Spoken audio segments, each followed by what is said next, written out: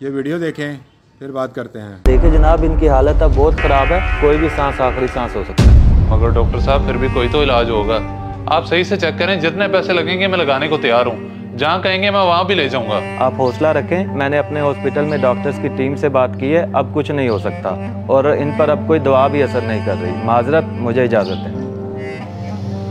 कारी साहब, अब आपने सब कुछ देख लिया और सुन भी लिया है। मैं तो कहता हूँ घर में कोई कुरान खानी रखवाएं, जिससे अब्बा जी की तबीयत कुछ तो बेहतर हो। जी छोटे चौधरी साहब, बड़े चौधरी साहब जब से बीमार हुए हैं मैं हर नमाज के बाद इनके लिए दुआ करता हूँ और मदरसे के बच्चे भी कुरान पाक पढ़ के इनके लिए दुआ करते हैं। तो फिर तो अब्बा जी को अब तक ठीक हो जाना चाहिए था।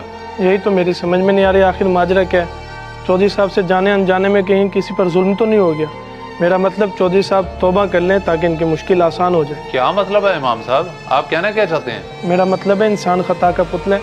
खैर, मैं मदरसे में जाके इनके लिए दुआ भी करवाता हूँ और कुरान पाक का ख़त्म भी। खुदा हाफिज़। मुंशी, इतना सब हो गया और तूने मुझे बताया तक नहीं।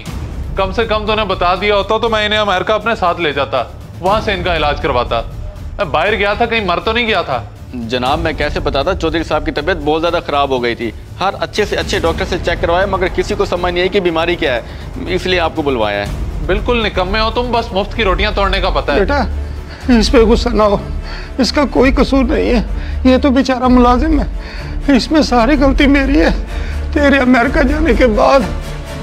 ओए, मेरा मुंह क्या देख रहे हो? इसने मेरा कर्जा वापस नहीं किया, अब ये जमीन मेरी हुई, उठा के फेंको इसे बाहर। चौधरी साहब, ये कैसा जुल्म कर रहे हैं आप? आपका कौन सा कर्जा? मैंने तो सारे पैसे अदा कर दिए, अब कुछ भी बाकी नहीं है। और जो तूने पैसे दिए हैं वो सूद था, अभी ऐसा रकम बाकी है।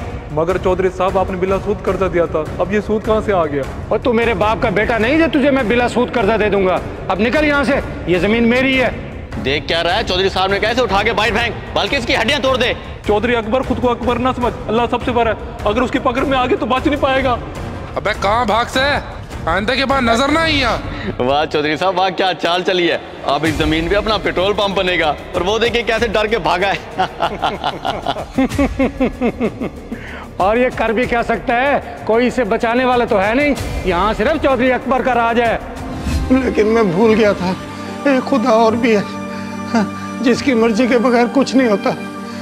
वो हर चीज पे कादिर है और मैं उसकी पकड़ में आ गया। ये तो बहुत बड़ा जुल्म किया अब्बा जी आपने।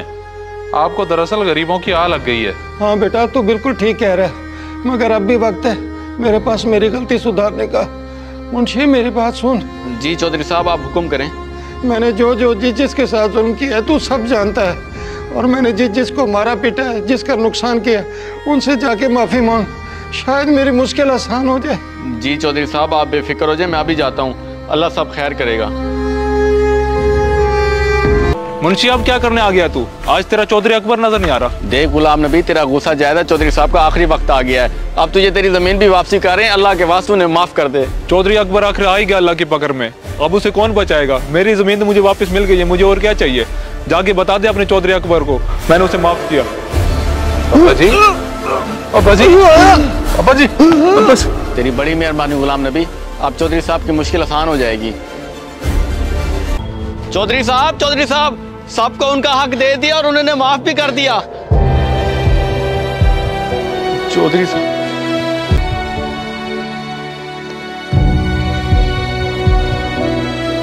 इन्ना लिल्लाहि व इन्ना इलैहि राजिऊन। मुंशी, कफन दफन का इंतजाम करो और पूरे गांव की मस्जिदों में ऐलान करवा दो। जी ठीक है छोटे चौधरी साहब। इस वीडियो को देखकर आपकी क्या राय है? कमेंट्स बॉक्स में मुझे बताएं। जज़ाकल्लाह।